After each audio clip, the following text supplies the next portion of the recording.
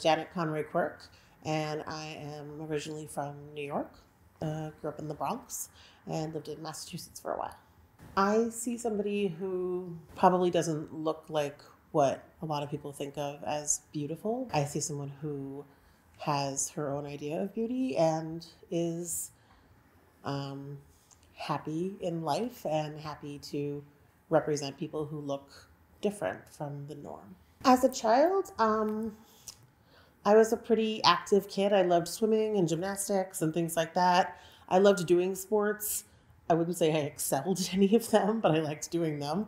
Um, as I reached puberty, I was one of those girls that kind of matured a little early, which is confusing.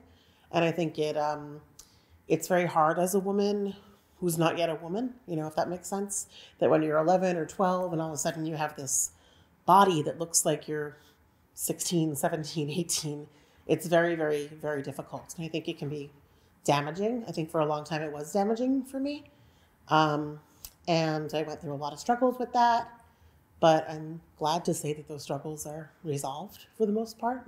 So at the time that I was most struggling, I think was in college, and I had kind of stopped eating and was just really not taking care of myself. And ultimately what made me get better was my family and friends who just kept asking me about it and kept pushing me to get help. I had lost a lot of weight, and people were telling me how great I looked, and they had no idea that every day I was worried I was going to die of, gastric rupture or some heart complication or something that could have happened.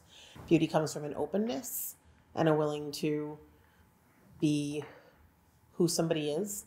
I think some of the most beautiful women I know it's not so much that their hair and makeup and outfit is always perfect. It's more just that they are genuinely happy to see other people, that they want good things for other people. I've become the most proud of who I am in the past year, I would say.